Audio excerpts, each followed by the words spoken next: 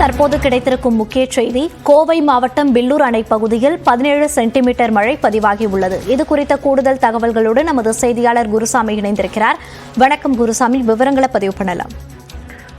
மோனிஷா, கோவை, நீலகிரி உட்பட பல்வேறு மாவட்டங்களில் அடுத்த 4 தினங்களுக்கு கனமழை பெய்யும் என வானிலை மையம் அறிவித்திருந்தது.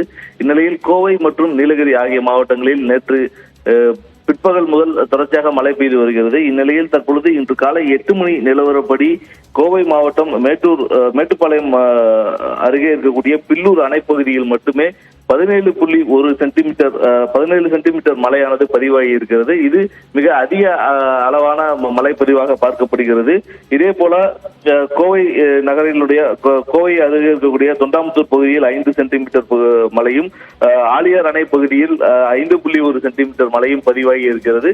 இதே போல நீலகிரி மாவட்டத்திலும் பலத்த மழையானது பெய்திருக்கிறது. குறிப்பாக குன்னூர் பகுதியில் 17.1 சென்டிமீட்டர் மழையானது பதிவாகி இருக்கிறது.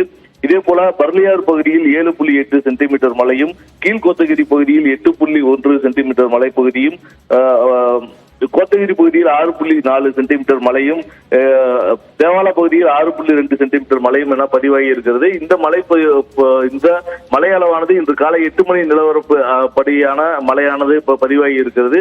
அதே வேளையில் இன்றும் நாளையும் அதிகமான மழை பதிவானது கோவை மற்றும் நீலகிரி மாவட்டங்களில் இருக்கும் என தெரிவிக்கப்பட்டிருக்கிறது.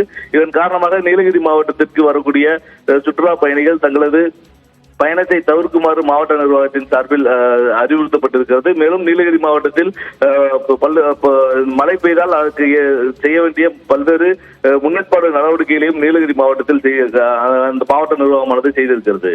முனிஷா, விவரங்களுக்கு நன்றி குருசாமி.